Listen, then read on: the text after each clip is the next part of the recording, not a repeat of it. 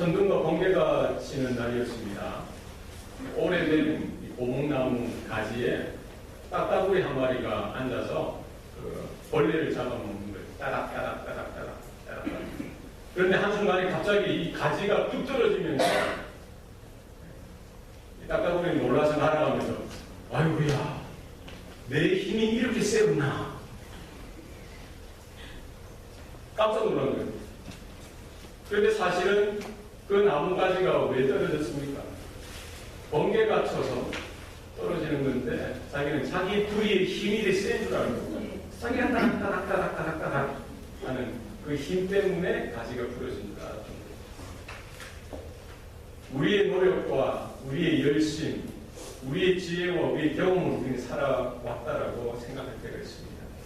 그러나 지금까지 우리가 이렇게 살아온 것, 하나님이 보이지 않는 손길이요, 하나님의 도우심이요, 하나님의 은혜가 있었기 때문에 우리가 이 자리에, 이 예배 자리에 있는 줄로 믿습니다. 그래서 나의 지혜, 나의 노력, 나의 경험, 나의 실력이 아니라 사실 하나님의 도우심이요, 하나님의 역사요, 하나님의 은혜인 줄을 우리는 늘 생각해야 합니다.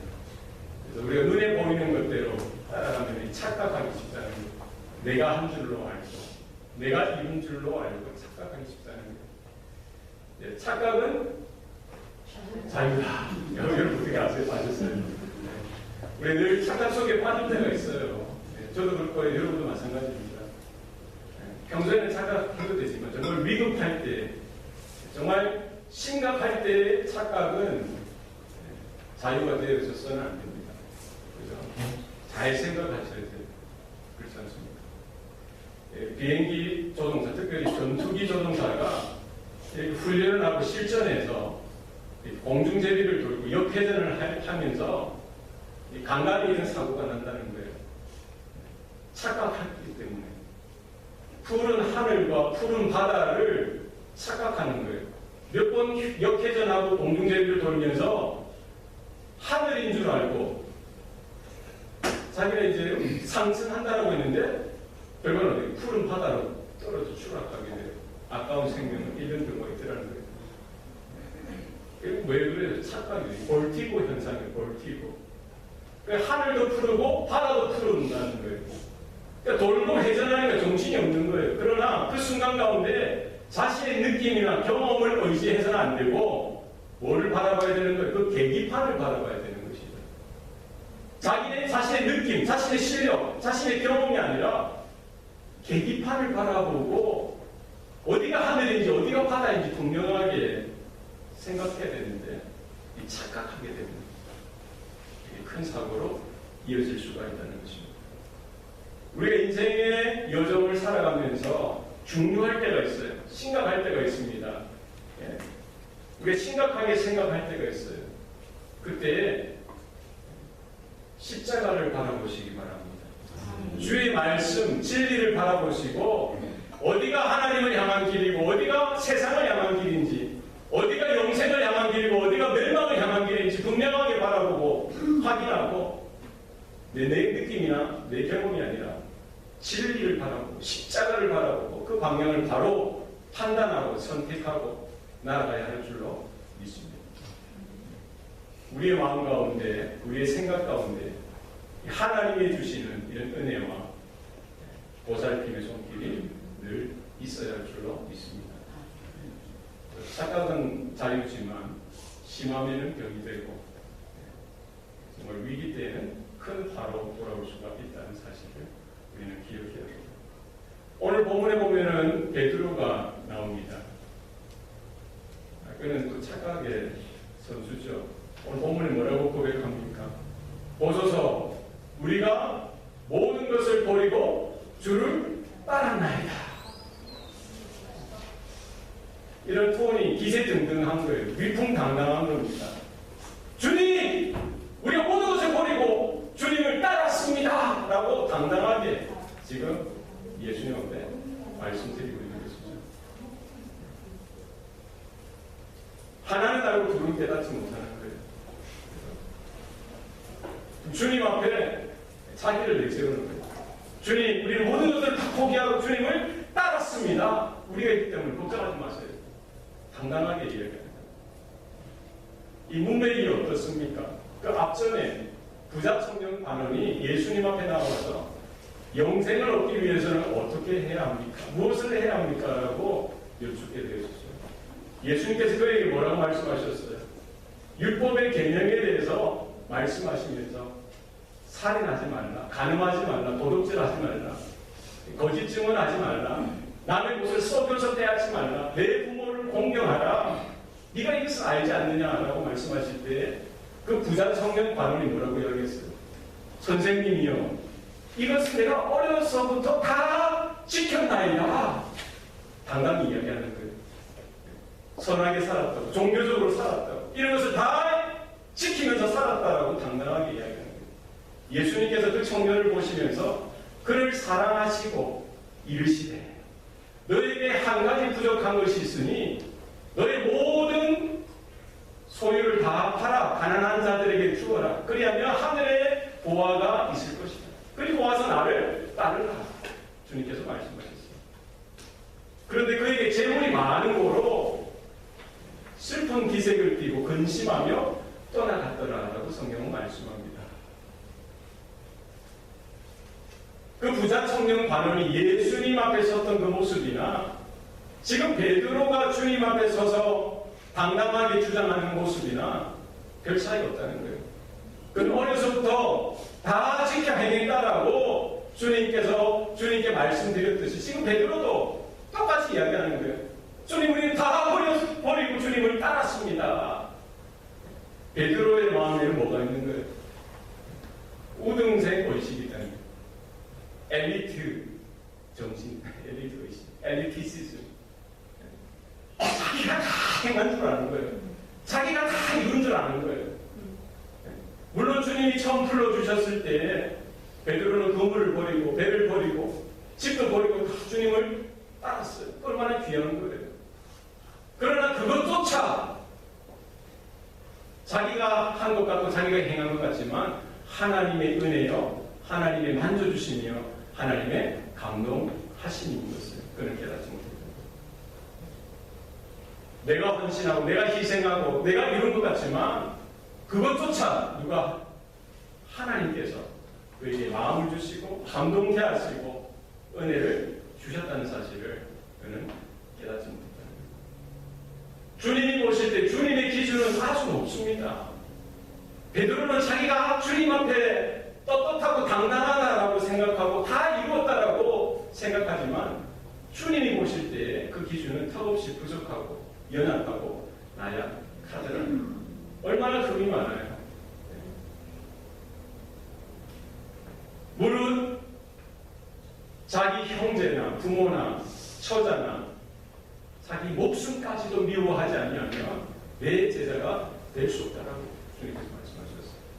나를 따라오려거든 자기 십자가를 지지 않고는 내 제자가 될 수 없다라고 했어요. 날마다 자기 십자가를 지고 자기를 부인하고 너희는 나를 따르라라고 주님께서 말씀하셨어요. 베드로는 지금 뭐라고 이야기합니까? 보소서, 우리가 모든 것을 다 버리고 주님을 따랐습니다. 주님, 우리 이 정도예요. 이렇게 이야기할 수가 있습니까?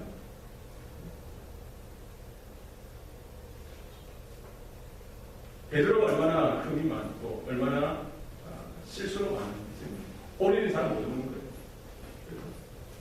예수님께서 제자들 향해서 너희는 나를 누구라 하느냐 물으셨어요. 베드로가 뭐라고 대답합니까? 주는 그리스도시요 살아계신 하나님의 아들이십니다. 주님의 마음이 기쁘셨어요. 바요나 시몬아 잘했다.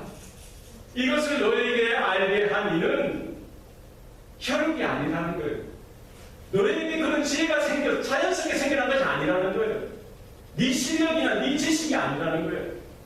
이것을 너에게 하게 하신 이는 누구라고요? 하늘에 계신 내 아버지가, 내 아버지께서 행하셨다는 거예요. 우리가 믿음을 고백하는 것, 예수님이 나의 주, 나의 하나님이라고 고백하는 것조차도 누구의 은혜라는 거예요? 하나님 아버지의 은혜라는 거예요. 여러분 믿습니까? 네. 우리가 예배의 자리에 나온 것도요, 여러분이 수고하시고 준비하시고 네, 이런 마음도 있으셨겠지만 우리의 눈에 보이지 않지만 우리가 다 깨달을 수 없지만 하나님께서 품어주시고 하나님께서 은혜 베풀어 주셨기 때문에 우리가 이 자리에 있는 줄로 믿습니다. 예수님께서 그 제자 베드로를 향해서 제자들을 향해서 말씀하시는 거예요. 내가 이제 곧 고난을 받고 십자가에 달려 죽게 될 것에 대해서 말씀하시자 베드로는 뭐라고 얘기합니까? 이런 일이 결코 생기지 않을 것입니다. 그러니까 신앙은 자기 중심주의로 인본주의로 신앙생활하면 위험하다는 겁니다. 늘 주님이 뭘 생각하시는지 하나님이 뭘 생각하시는지 하나님의 뜻이 무엇인지 우리는 분별할 수 있어야 되는 것이죠. 내가 아는 지식, 내가 아는 경험, 내 지혜가 다인 줄로 착각해서는 안 된다는 거예요. 베드로는 한번 신앙을 고백 잘하여서 주님께 칭찬받고 인정받았지만 주님의 그 십자가의 길, 고난의 길을 계시로 나타내 주실 때에도 그런 자기가 다 아는 줄 알았어요. 주님, 그 죽음은 주님 앞에 합당치 못합니다. 내가 그것을 맡겠습니다. 착각하는 거예요, 착각. 주님께서 뭐라고 말씀하십니까? 사탄아, 내게서 물러가라. 너는 나를 넘어지게 하는 자다라고 책망하시는 거예요. 조금 전까지는 너무나 칭찬하시고 축복하시고 인정해 주셨다가 몇 초 사이에 1, 2분 사이도 아닙니다. 사단이라고 책망하시면서 그렇게 화를 내시는 거예요.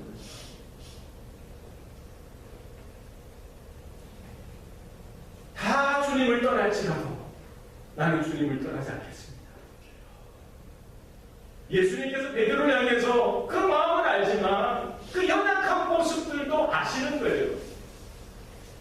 그의 중심을 아시지만 그의 믿음도 아시지만 그의 나약함을 주님이 아시는 거예요. 네가 다 울기 전에 세 번 나를 부인할 것이다 라고 말씀하시자 내가 죽을지언정 내가 주님 앞에 죽을지언정 내가 주님을 부인하지 않겠습니다. 귀한 고백이죠. 그러나 자기가 다 알 수 없는 거예요. 겟세마네 동산에서 주님께서 피땀 흘려 기도하실 때 너희도 깨어 기도하라 말씀하시는데 한 번, 두 번, 세 번씩이나 계속 깊은 잠 가운데 빠지는 그 베드로의 연약함. 대제사장들과 장로들이 보낸 그 하속들, 군졸들이 예수님을 잡으려고 가는 민가를 앞세워서 그 칠흑과 같은 어둠 가운데 그 동산에 왔을 때 잠에서 깨어난 베드로 뭘 자기가 하는지 몰라요. 자기는 칼을 휘둘러서 그 제사장의 하인 말고의 길을 잘라서 떨어뜨린 거예요. 주님께서 뭐라고 하시더래요? 칼을 가지는 자는 다 칼로 망할 것이다 라고 말씀하십니다. 네가 이렇게 하는 것은 합당하지 않다고 이야기하는 거예요. 내가 지금 하늘 아버지께 기도하여서 천국 천사를 보내어서 이 상황들을 정리할 수 있는 줄 내가 못하는 줄 아느냐 라고 말씀하시는 것이죠. 우리가 이렇게 해서는 하나님의 뜻을 하나님의 그 말씀을 이루지 못한다라고 분명히 말씀하셨어요. 베드로가 주님 앞에서 지금 뭐라고 말씀드립니까? 보소서 우리가 다 버리고 주님을 따르나이다. 여러분 우리가 주님을 주님으로 고백하고 나에게 있는 이 크고 작은 것을 포기하고 희생하고 헌신할 수 있었던 것도 우리가 주님의 은혜인 줄로 우리가 깨달을 수 있길 소원합니다. 네. 나에게 어떤 지혜나 능력이나 경험이나 실력이 있어서가 아니라 내가 신앙으로 고백하고 지금까지 믿음으로 걸어온 이 삶이 하나님의 은혜요 하나님의 긍휼이요 돌보심이라는 사실을 우리 날마다 기억해야 합니다.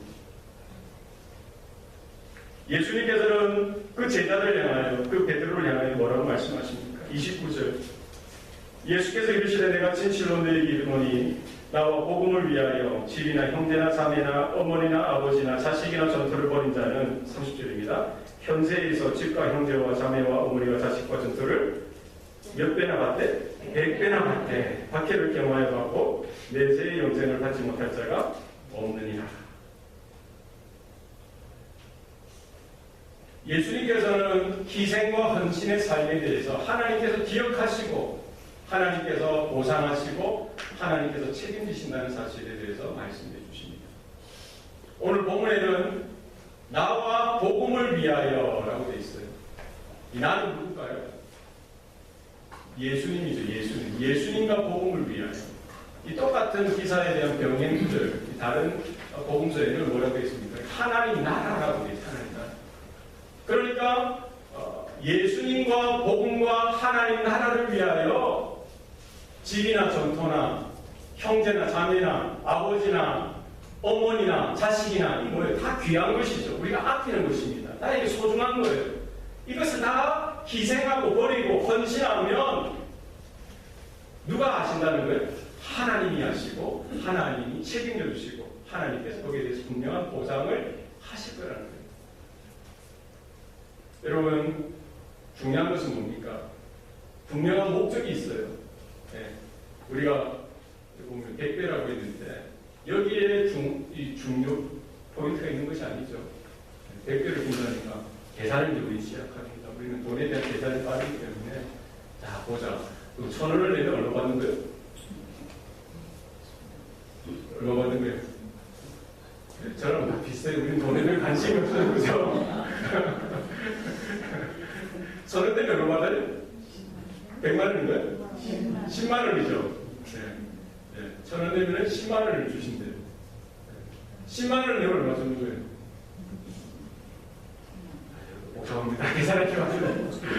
어쨌든 100만 원을 주면 1,000만 원. 억을 주는 거예요. 100만 원을 내면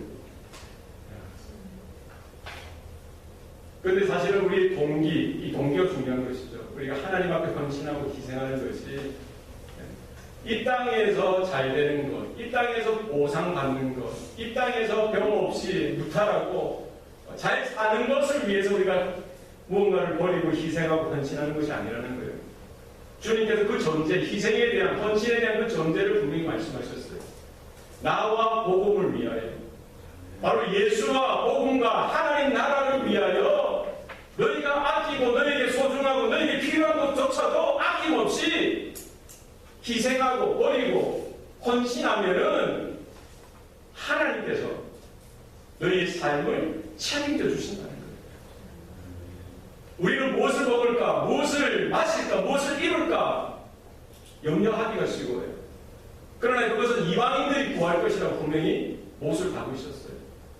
우리의 먹는 것, 우리의 마시는 것, 우리의 입고 사는 문제는 염려하지 말라는 거예요. 너희는 먼저 그의 나라와 그의 의를 구하라. 그리하면 이 모든 것을 뭐 하시리라? 너희에게 더하시리라. 주님 말씀하셨습니다. 우리에게 있는 집이나 전토, 재산들, 물질들 중요하죠. 그러나 거기에 우리의 마음을 두지 말라는 거예요. 그것을 더 의지하거나 그것을 더 의존하거나 사랑하지 말라는 겁니다. 주님께서 원하시면 예수님과 복음과 하나님 나라를 위해서도 이 모든 것들을 아낌없이 내어드릴 때에 하나님께서 우리의 생명을 책임져 주시겠다는 것입니다. 이 100배나 받는다는 것은 뭡니까? 우리 계산적으로 아까 1,000원 내면 10만 원 돌려주시듯이 이런 수치적인 그런 계산이 아닌 것이죠. 이 100배라는 말은 뭡니까? 강조하시는 거예요. 우리의 생각과 우리의 기대나 우리의 상상을 초월해서 이 땅의 관점이 아니라 하나님 나라의 관점에 있어서 우리의 삶이 주님의 나라와 주님을 위하여 주의 복음을 위하여 희생하고 헌신하는 그 삶 가운데 넘치도록 풍성하게 주님께서 갚아주시고 책임져요. 우리가 세상의 마음을 빼앗기지 마시고 하나님 나라, 영원한 하나님의 나라를 보시고 주의 그 복음 사역을 위해서 나에게 있는 것 아낌없이 하나님 앞에 쓰임받을 수 있기를 소원합니다. 100배나 받되 박해를 경하여 받는다라고 했어요. 그러니까 사실은 이 상충되는 말이죠. 보상을 주시는데 또 박해도 주신다는 거예요. 그러니까 우리가 주님 앞에 헌신하고 희생하는 그 삶이 이 땅의 안락이나 이 땅의 평안함이 아니라 하늘의 평안을 위해서 하나님께서 함께 하시는 그 삶을 보장해 주시겠다는 겁니다. 너희가 세상에서 환난을 당하나 두려워하지 말라고 하셨습니다. 내가 세상을 이겼노라 라고 말씀하셨습니다. 내가 세상 끝날까지 너희와 함께 있으리라 주님께서 말씀하셨습니다. 우리가 하나님의 나라를 위하여 주의 복음을 위하여, 예수님을 위하여 작은 것 하나라도 희생하고, 아니 나의 소중한 것, 나의 목숨까지 아낌없이 드릴 때에 주님께서 그 인생을 책임져 주시고 환난과 핍박과 박해 속에서도 지키시고 보존하실 줄로 믿습니다. 현세에서도 이 땅에 사는 삶 가운데 주님과 동행하는 은혜를 주실 뿐만 아니라 내세의 영생을 받지 못할 자가 없느니라고 분명히 말씀하십니다. 로마서 11장 36절에 보면 만물이 하나님께로 나오고 하나님으로 말미암으니 하나님께 돌아간다라고 했어요. 이로써 그에게 그 누구의 하나님께 영광이 세세에 영원토록 있을지어다라고 고백하고 있습니다. 우리가 이 세상을 바라보는 관점이 뭡니까? 만물이 하나님께로부터 나오고 하나님으로 말미암으니 하나님께로 돌아간다고. 우리가 바라보고 있는 하늘이나 별들, 바다나 그곳에 사는 모든 생명체들, 저 광야의 사막의 들판에 있는 이런 풀한풀이까지, 야생화 한 송이까지 누구로부터 온 거예요? 하나님 아버지로부터 왔다는 거예요. 그리고 하나님으로 말미암는다는 건 하나님께서 그 모든 것들을 책임지시고 관리하시고 운행하시고 하나님의 섭리와 다스림 가운데 통치 가운데 이 모든 것들이 놓여져 있고 장차 하나님께로 다 돌아간다는 겁니다. 만물이 그렇대요. 그러면 저와 여러분의 인생은 어디서 왔습니까? 여러분의 생명, 여러분의 건강, 여러분의 시간, 여러분의 물질, 여러분의 재능 그거 다 어디서 왔어요? 하나님께로부터 왔다는 사실을 우리는 깨달아야 됩니다. 그리고 하나님으로 말미암으며 결국 하나님께로 돌아간다는 사실을 우리는 기억해야 합니다. 욥이 동방의 의인이요 거부였어요. 그는 자식들도 다 잃어버리고 재산도 다 잃어버리고 자신의 몸까지 다 상해에 가서 이 병들어서 힘들어하는 그 상황 속에서도 그가 우리가 하나님을 저주하고 죽으라는 그 아내의 말 속에서 그 친구들의 조롱 속에서도 믿음을 버리지 아니하고 하나님 앞에 그 믿음, 신실함을 고백할 수 있었던 게 뭐예요? 바로 하나님 되심을 바라볼 수 있었던 거예요. 모든 것이 하나님께로부터 왔다는 사실을 깨닫는 겁니다. 나의 생명까지도 내게 있는 모든 것도 하나님으로부터 왔고 하나님으로 말미암으며 하나님께로 돌아간다는 사실을 그는 깨달았던 거예요. 내가 저 신으로 이 세상에 왔으니 저 신으로 돌아가리라 그가 고백하는 것입니다. 나에게 주신 이도 하나님이시요 나에게 거둬가신 이도 하나님이시다라고 그가 고백하는 것이죠. 로마서 12장 1절 말씀에 보면 그러므로 형제들아 내가 하나님의 모든 자비하심으로 너희를 권하노니 너희 몸을 하나님의 기뻐하시는 거룩한 산제물로 드리라. 이는 너희가 드릴 영적 예배니라라고 말씀합니다. 그러면 만물이 하나님께로 왔다는 사실을 우리가 알게 되고 하나님의 그 섭리와 그 하나님의 통치와 다스림 가운데 있고 하나님께로 결국 돌아갈 것을 우리가 안다면은 내 몸까지도 내 생명까지도 누구 것이라면 하나님께로부터 왔으니 하나님이 기뻐하시는 거룩한 산제물로 드리는 것 그게 합당하고 마땅한 것이 아니고 그것이 믿음이 아니라는 거예요. 이것이 너희가 드릴 영적 예배다라고 했습니다. 하나님을 사랑하되 어떻게 사랑하라고요? 너희 마음을 다하고 목숨을 다하고 힘을 다하고 뜻을 다하여 주 너희 하나님을 사랑하라고 했습니다. 여러분 우리의 몸이 몹스러 없어질 인생이 아니라 닳아서 없어질 그런 인생이 됐으면 좋겠습니다. 내가 아껴서 나도 다 못 쓰고 주름이 돌아갈 게 아니라 하나님의 것이잖아요. 하나님의 시간이요, 하나님의 건강이요, 하나님이 주시는 이 재능이요, 물질이요, 모든 것이 아니겠어요? 그 영적인 원리를 바라보시고 하나님이여 나의 인생 주님 것이요 받아 주시옵소서. 하나님께 온전히 날마다 내 몸을 하나님이 기뻐하시는 산제물로 드릴 수 있기를 소원합니다. 주님께서 그 베드로를 향해서 제자들을 향해서 뭐라고 말씀합니까? 그러나 먼저 된 자가 나중되고 나중된 자가 먼저 될 자가 많으니라. 이게 역사의 아이러니고 영적인 아이러니. 먼저 된 자가 나중된 자고요. 그 나중된 자가 먼저 될 자가 어떻다고요? 많다는 거예요.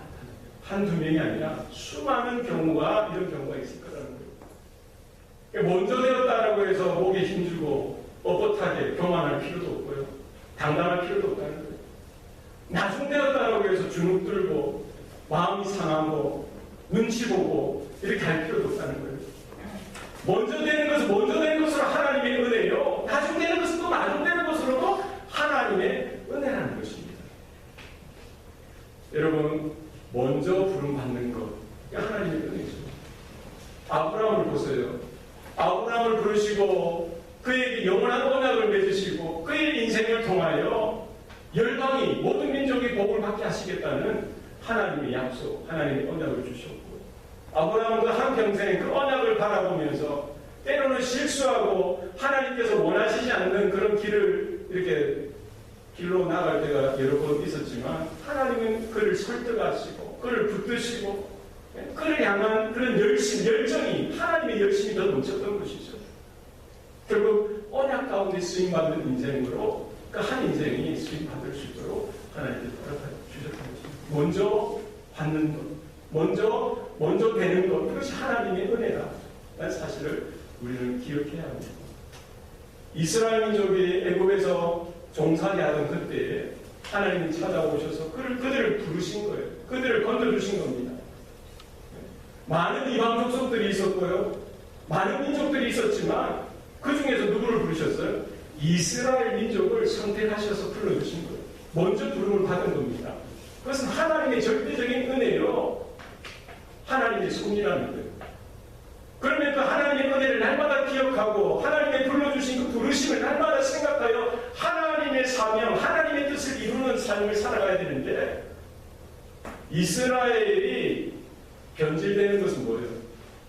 이스라엘이 넘어지는 것, 먼저 된 자가 나중되어지는 것, 이게 결국 떨어지는 거잖아요. 그 이유가 뭡니까? 하나님의 은혜로 받지 못한다는 거예요. 자기 실력이라는 거예요. 자기 노력이라는 거예요. 내가 잘했기 때문에, 내가 이스라엘 민족으로 태어났기 때문에 혈통 인구수에서 우월해서 자기의 공로, 자기의 의를 자랑 삼고 하나님의 은혜로 여기지 못했던 거예요. 결국 이스라엘이 뭐예요? 지금까지도 나중된 자로 사는 거예요. 여러분, 이스라엘에 가고 예루살렘에 가보세요. 예수님께서 태어나셨던 그 동네, 그 나라입니다. 예수님께서 사셨고 예수님께서 십자가에 달려 세상 모든 인류의 구원을 이루신 그 동네인데, 아직도 지금 이스라엘 사람들, 유대인들은 예수 믿는 자들도 핍박하고 박해하고 예수도 거부하는 거예요. 메시아이신 그분은 아직까지도 받아들이지 못하는 겁니다. 먼저 된 자가 나중 된 자라고 했어요. 예수님께서 오셨을 때 그 바리새인들, 서기관들, 종교 지도자들, 유대인들, 그들은 먼저 부름받은 자예요. 먼저 된 자였습니다. 그럼 하나님의 은혜죠. 하나님의 특권이죠. 말씀을 누구보다도 더 잘 알고 어떻게 하나님을 예배하고 하나님 앞에 나아가야 될지 누구보다 더 잘 알면 더 겸손하고 더 경미하여서 하나님의 부르심을 받들고 그 은혜 가운데에 쓰임받는 인생이 되어져야 되는데, 그러지 못했다는 거예요. 자기의 의로움, 자기의 잘남, 자기들의 우월성, 자기들의 당당한 그 모습을 자랑하는데 그런 실수, 그런 어리석음에 빠졌다는 거예요. 먼저 된 자.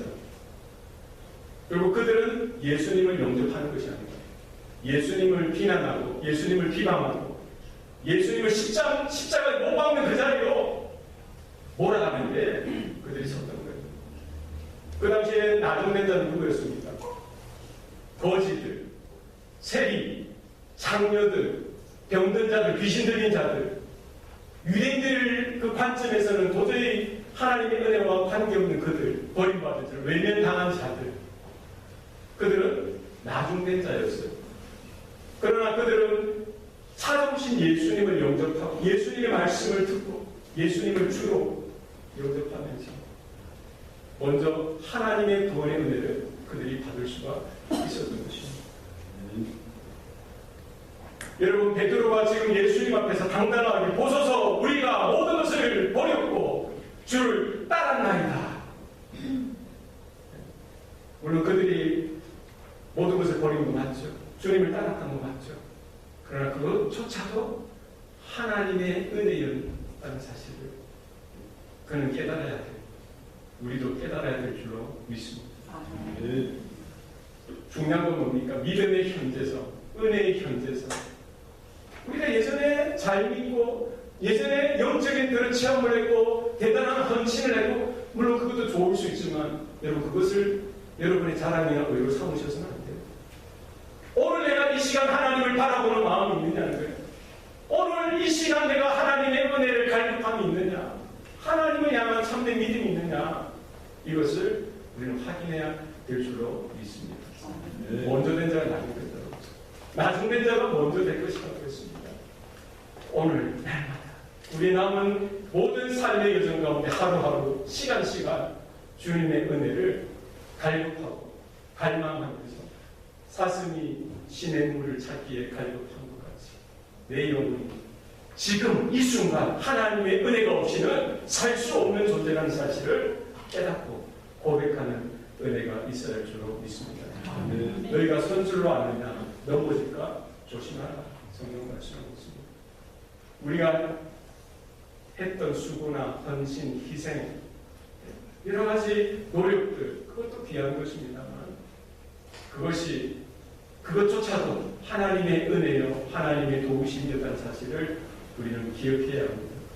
하나님의 은혜를 망각하는 순간 우리는 넘어지게 되어져 있습니다. 내가 다 한 줄 알고 내가 다 이룬 줄 알고 착각하는 순간 넘어지게 되어져 있습니다. 여러분 딱따구리처럼 또닥또닥거리기도 그런 자신의 노력이나 헌신이 아니라 사실은 하나님께서 우리에게 부과시켜 주시는 하나님께서 우리에게 덧붙여 주시는 그 은혜가 우리가 생각할 수 없을 정도로 더 크고 귀하다는 사실을 여러분 기억하시면서 하나님이여 오늘도 나에게 은혜를 베풀어 주시옵소서. 나의 삶에 남은 시간이 얼마인지 우리는 알 수 없으나 하나님의 하루하루 주님을 바라보며 그 은혜 가운데 서는 자들이 되게 하여 주시옵소서. 내게 있는 공로는 아무것도 아니라고 고백하셔야 돼요. 오늘 우리 찬송가 부르지 않습니까? 내게 있는 것, 내가 행한 것 분토처럼 여기고요. 사도 바울이 고백했듯이 자신의 유대인들, 바리새인들, 자신의 율법을 지킬 모든 열심들, 자기가 가지고 있는 지식이나 모든 물질들 다 분토처럼 여겼다고 했어요. 우리가 하나님 앞에 나갈 때 다 분토처럼 여기고 오직 십자가, 예수의 보혈, 하나님의 은혜만 바라보시고 예수의 공로 의지해서 주님 앞에 나가 남은 생애를 믿음으로 살아가는 저와 여러분 될 수 있기를 소원합니다. 기도하시겠습니다. 살아계신 아버지 하나님, 오늘도 우리에게 생명 주시고 구원의 음성 베풀어 주시니 감사합니다. 지금까지 살아온 것, 지금까지 우리가 행했던 것, 우리가 섬기고 희생했던 모든 것들 하나님이 우리에게 믿음을 주셨고 하나님이 우리에게 은혜를 베풀어 주셨기 때문에 가능한 것이었 줄로 믿습니다. 모든 것이 하나님의 은혜인 줄로 믿습니다. 하나님이여 오늘 나에게 필요한 은혜, 우리에게 필요한 은혜를 부어 주시옵소서. 내 육신을 자랑하지 않게 하시고 내 경험이나 내 지식이나 내 실력을 의지하지 않게 도와주시고 십자가를 바라보며 주님의 은혜 가운데 붙들려지게 하여 주시옵소서. 하나님이 우리가 어디로 가든지 무엇을 하든지 어떤 처지에 있든지 하나님의 은혜를 받아 누리게 하시고 하나님께서 붙드시고 세우시고 높이시는 그 은혜가 우리 각 사람 가운데 모든 성도들의 삶 가운데 있게 하셔서 예수와 복음과 하나님 나라를 위하여 우리에게 가진 것 아낌없이 다 쓰임받게 하시고 하나님 은혜 가운데 열매 맺는 인생들 되게 하여 주시옵소서. 모든 것 감사드리고 예수님 이름으로 기도합니다. 아멘.